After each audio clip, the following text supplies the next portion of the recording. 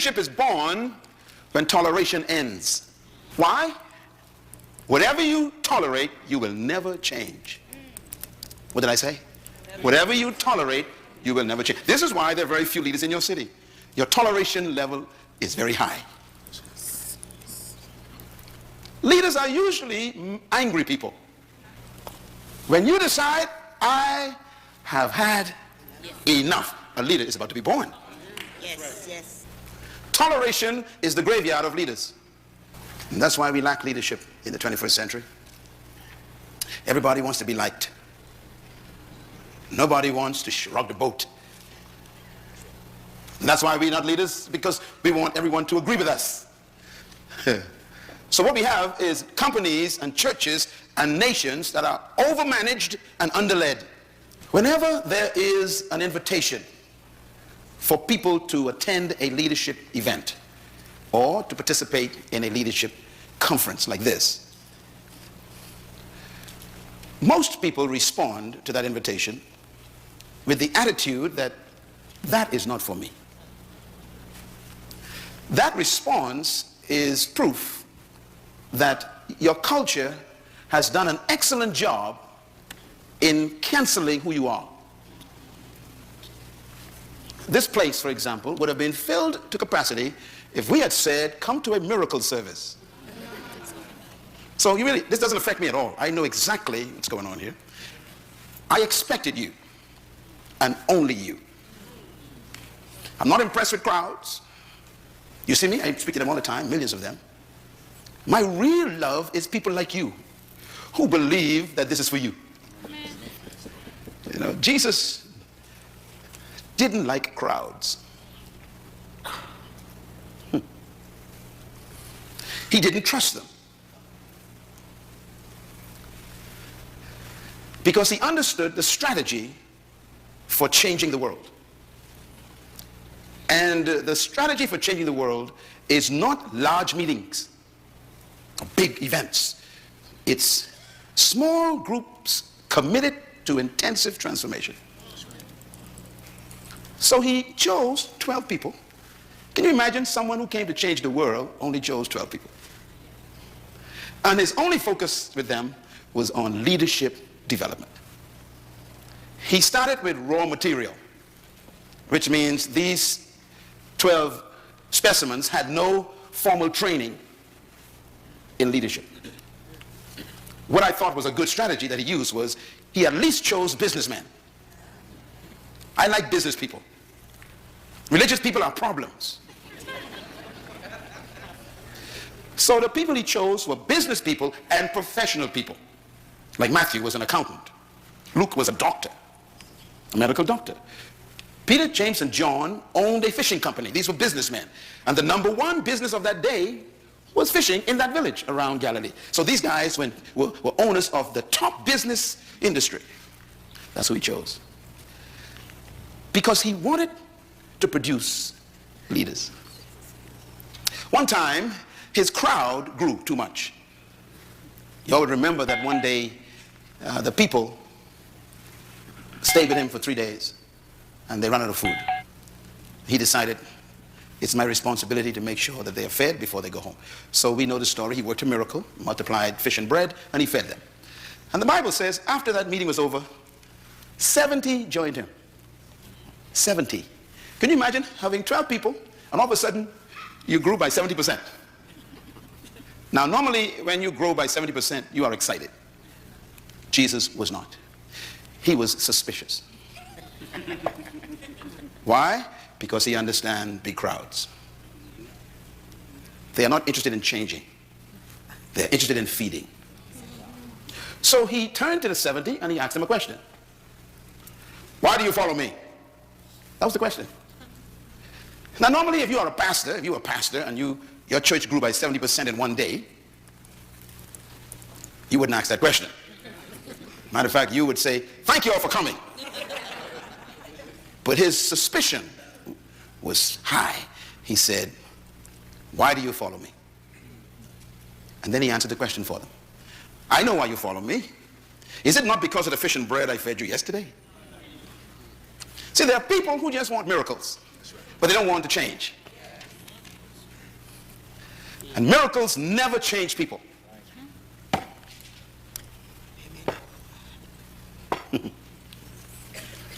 You would remember the children of Israel. They saw more miracles than any of you could dream of.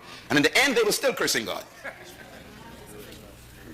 And then Jesus tops it off by saying, if you seek for a miracle, you are a wicked and adulterous generation. So he asked them, why are you with me? It's only because of the fish and bread. You just want stuff from me. You want handouts. You people ain't interested in changing the world. You just want welfare. Watch him now. He says, look, if you want to follow me, if you want to be my disciple, he says, you must stop looking for the bread and the fish. And you must feed on me. Eat my flesh, he says, and drink my blood. You know, those are the kinds of people who are here in this seminar tonight. I consider you very rare people. I'm not surprised. I tell you, I work with crowds. I don't trust them. It's those who show up in the morning sessions, they're the ones I believe. Those ones who come to the workshops, they're the real people. They're the ones who God will spend his time with and give them what they expected and more. The Bible says when the 70 heard this, I must eat your flesh and drink your blood, feed on you. It says, they said to each other, this is a hard saying. In other words, you are demanding too much. You want us to stay with you and look to you for our livelihood? It says, they forsook him and walked away. Could you imagine losing 70% of your members in one day? Sure, it can happen. But what intrigued me and impressed me is what he did after they left. It was a leadership act. Because he was training now these 12 guys, okay? So he turns to the 12, this text says, and asks them a question. Will you leave also? In other words, are you just like them? He also meant, I will do this by myself.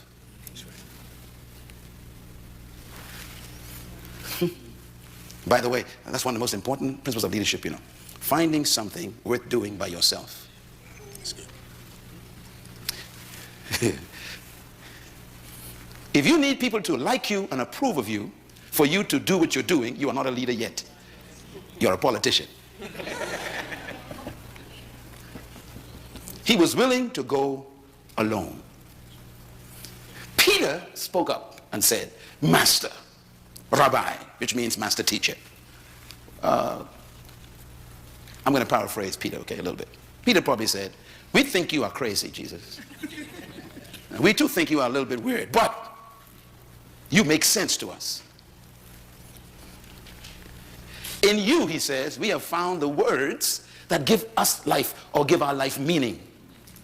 That's what leaders do. Leaders give people's lives meaning. That's why they follow you.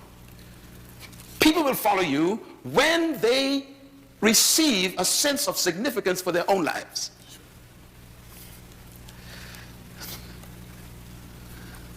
Peter's answer was powerful. In you, we have found the words that give us life. Our business was doing great. You know, we have a company, but you have shown us that we could do more than just business. We can change the world. And that's why we're here in this seminar the next 2 days. I guarantee you, if you listen to me very carefully, the next 48 hours, you are going to be transformed as a person. But you got to listen. You got to feed on me just a little bit. Because what I'm teaching you is what I live. And it begins with discovering what I call your personal leadership. Leadership does not begin with people. It begins with you first. Let me give you a couple of things to write down. Because I'm giving you what they never taught me in church. And that is, everyone is a leader. Pastors are afraid to say that because they don't want no competition in the pulpit. But leadership begins with how you think. So let me give you my philosophy of leadership that I had to discover for myself to become the person I am. Everyone was created to lead. Say that with me. Everyone was created to lead. Say it again. Everyone was created to lead. That's a tough statement. Most of you don't believe that statement. I understand it. I understand. Because I was the same way. Because when you read that statement, there is a contradiction in your mind right now. There's a battle going on. I know what the battle is. The battle is a question. If everyone was created to lead, then who's going to follow? And there's your battle. You give you another statement. Write this down. Trapped in every follower is a hidden leader. These are philosophical statements, but they are very important, because leadership begins with your belief. And your belief system determines your philosophy of life. If every follower is a leader, then the question becomes a problem again. What happens when they all become leaders? Who's going to follow? The fact that you ask that question is proof that you've been successfully convinced by your culture that only a certain type and group of people were born to lead, while the other masses were designed to follow. That's really what you believe. That's why the question arises. Because you cannot see in your mind everyone being a leader. You have problems in your mind. I have the same problems. And this is why I teach this so hard. Because it is that belief, that subtle belief that's in your mind, that's trapping you right now. For example, in my mind, there is no economic crisis. But that's because of the way I think. So your thinking is your life. I'll give you another statement to write down. You were created to lead and designed to dominate. Say it with me. I was created to lead and designed to dominate. Now the words are very powerful. You don't evolve into a leader. You were created to be one. The manufacturer actually had leadership in mind when he created you. But look at what they've done to you. They've made you an employee. And they told you where you can be employed and where you cannot be employed. And then they restrict how far you can rise in that employment. That's right. What have they done to you? It's because nobody has challenged the system. This philosophy is not new that I'm teaching. It's as old as God. Write this statement down, please. True leadership is self-discovery. True leadership begins with an individual discovering something about themselves. That's when it really begins. And you will never become a true leader until you are introduced to yourself.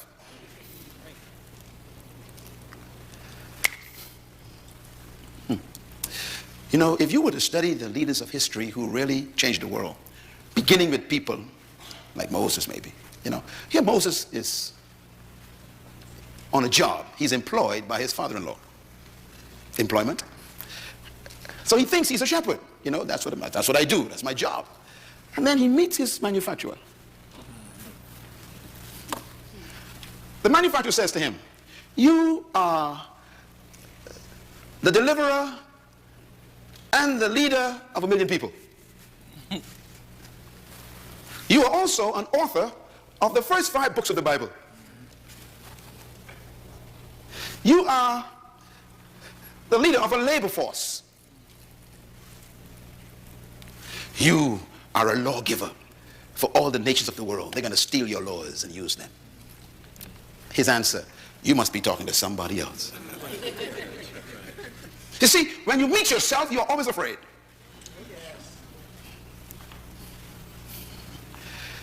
Most of you are afraid of yourself because yourself does not agree with who you've become.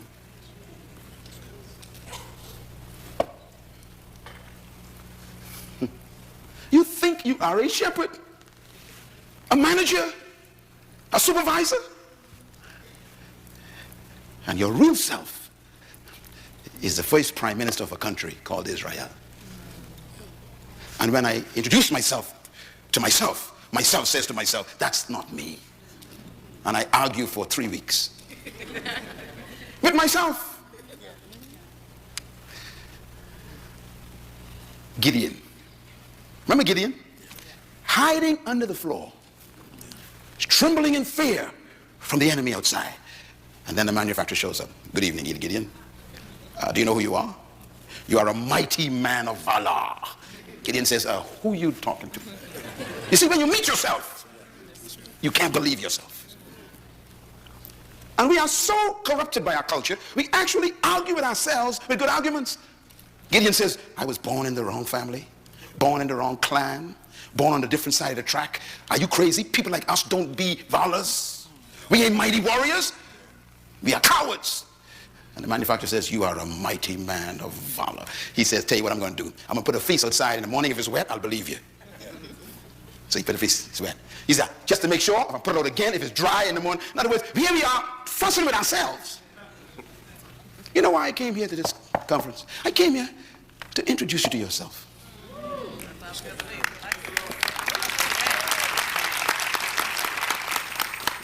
What you are doing is embarrassing to God. What you are proud of, he's ashamed of. What you settle for is a shock to heaven. I know what I'm talking about. I was there. You got to discover something. And that's where leadership begins. It begins with self-discovery. I want you to take a look at this slide. This is a car. You ever seen a car like that before? That's a car. 40,000 parts or more make up a car. That's a car, taken apart. Now, I show you that for a reason. I want to ask you a question. Here's the question. Which part of this car is the most important part of the car? You look at the engine of the car. What is the most important part of the engine? I mean, these questions are important. 40,000 parts. Which part is the most important? Your car in the parking lot has a great engine in it. Beautiful parts. But the question is, which part is the most important? Now, I'm going to show you two parts here. The battery is the big boy.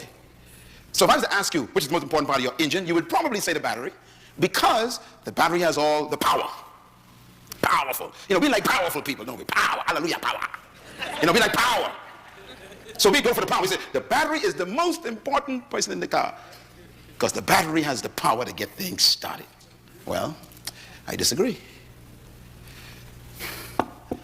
So who's the lead in this engine? Is it the battery? Well, we got a little thing on the side called the spark plug. Now, the battery probably costs about 150 bucks. Spark plugs costs about maybe, 10 bucks. So we got difference in value as well. Can the battery become more important than the spark plugs? If you remove the spark plugs, the battery is useless. So who's more important? Well, I don't know yet. I'm going to show you something else. Right in the middle of this picture, there is a little wire. Right in the middle, in the background. See a little wire? It's called a terminal wire. The terminal wire is what you connect to the battery and to the generator. The terminal wire costs $4. The battery costs $150. Who's more important in this car? Well, let's find out. With all the power the battery has, if you remove that $4 wire from the battery's terminal, the battery is useless. So who's the leader? Well, let's find out here. All the power trapped in the battery. The battery is useless to the car without a $4 wire. Who's the most important person in your organization? Is it the CEO or the maintenance woman? Is it the secretary who types? Or is it the manager of stores that oversee resources? Who really is the leader? See, this scenario is an interesting one because that $4 wire can shut the car down. The car is worth $80,000. $4 can shut it down. Isn't that amazing? Now the problem is this little terminal wire has to connect to the battery and to the generator. And all it does is a function called transfer. It transfers power to the generator that hits the spark, that turns the shaft, that caused that whole engine to turn over, to cause the wheels to turn. And you can control it. Transfer. The only problem is the terminal wire has no power. It's just a transfer function. That's good. The only problem with the battery is it cannot transfer. It has all the power. Yes. Only problem with the spark plug is it ain't got no power and can't transfer, but it can produce fire. So who's the leader in this whole situation? No one and everyone. That's the answer. Here's the answer. Everyone is a leader in their area of functioning. Write it down. This is the concept of leadership that God introduced. Every part of the car is a leader in its area of functioning. So we have to respect each part. They have successfully convinced you that you are useless. And they use you to do what they want you to do. They meaning your culture. And you obey them because you don't know who you were born to be. You have no idea what your function is. When I discovered who I was, I became free from them. I began to dictate my own value. Therefore, I told them, you need me. Come on, say it. You need me. Say it like you feel it. You need me. See, you become a leader when you discover that one discovery. They need me. The world needs me. Say it. The world needs me. Say it loud. The world needs. I want you to say it with a revelation. Come on, say it. The world needs me. Let me tell you something. If you discover that, you become dangerous. You are not an accident. You are an assignment. Now here's a leader that you all are acquainted with. He spent time in this state, born here.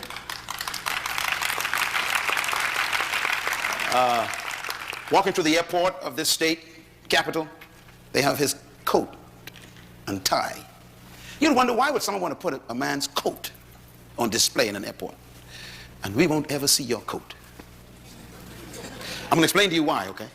And hopefully, if you get this revelation I'm going to teach you in this leadership seminar, they'll want your coat also.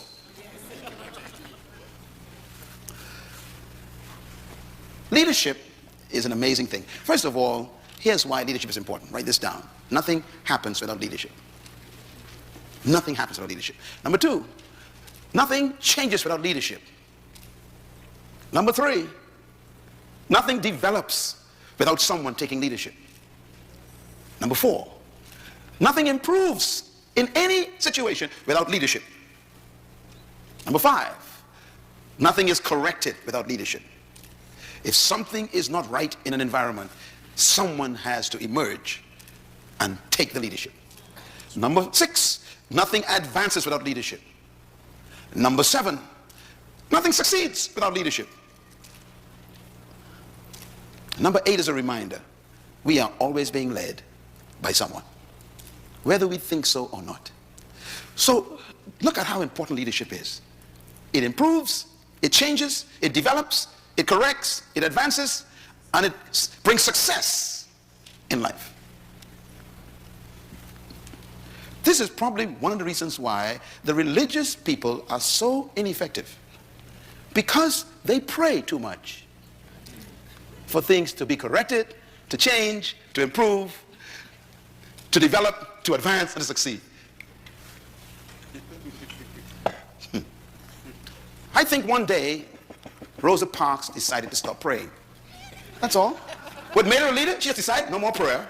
I'm now going to be active.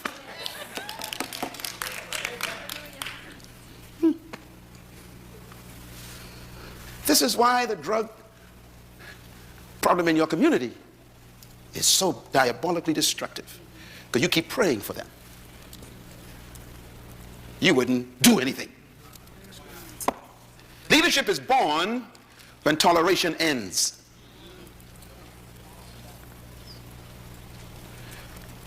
Why? Whatever you tolerate, you will never change.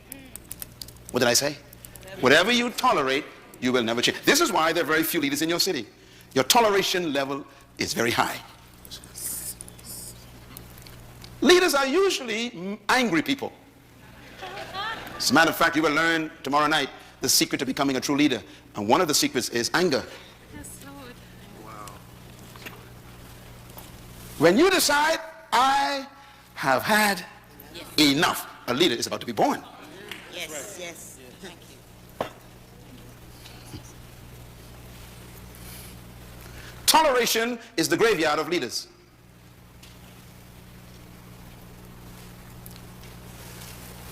And that's why we lack leadership in the 21st century. Everybody wants to be liked. Nobody wants to rock the boat. And that's why we're not leaders, because we want everyone to agree with us. So what we have is companies and churches and nations that are overmanaged and underled. Don't ever confuse a manager with a leader. No manager is a leader. But leaders are managers. What's the difference between a manager and a leader? In my book on the table called Becoming a Leader, make sure you read that book. It deals with this subject. But let me give you a hint. A manager maintains things. A leader changes everything. A manager follows policy. A leader creates policy. A manager keeps tradition. Leaders break it. Managers focus on the bottom line. How much is it going to cost? Leaders focus on the horizon. Let's do it. Yes. Managers focus on doing the right thing. Leaders are very unique. Managers are always focusing on doing things the right way, is what I'm saying. Leaders want to know whether we're doing the right thing. If you are led by a manager, you will never grow. If your pastor is a manager, the church is stuck. If your department is headed by a manager, it will never expand. If your husband is a manager, your family is stuck.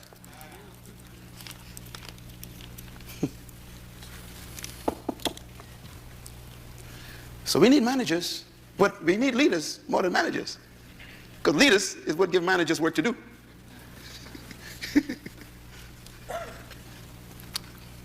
Let me ask some questions. These are some interesting questions I pose to students everywhere. I teach this in universities and I do surveys. And here's my question I give them. Is leadership about power? What do you think? No, okay. Is it about position? Is leadership about talent? You sure? Is leadership about skill? It's a skillful person. Is leadership about authority?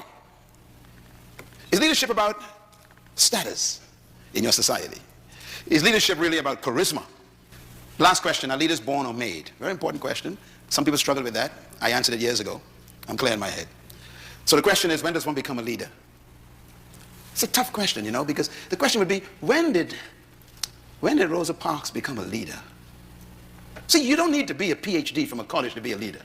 You can just be an old lady on a bus. I told you everybody's a leader. Everybody's a leader. The problem is they haven't told you how to become one. She discovered something. Don't die the way you are. Don't give them the privilege of firing you. You're better than that. Don't let people terminate what you call a career. How dare you allow people to cancel your life with a pink slip? This is crazy. That's why we're here.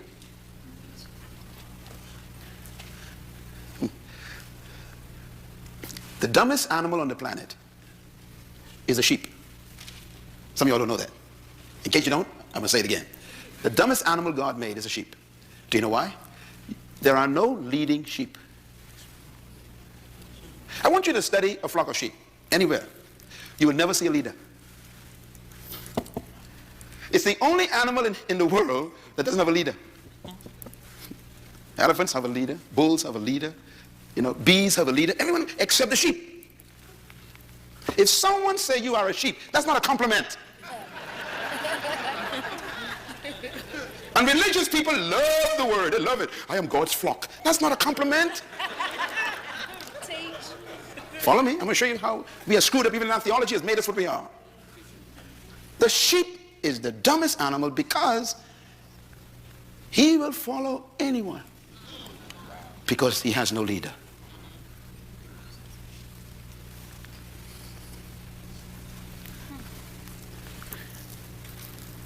So I have a little test for you. If an army of sheep is led by a lion,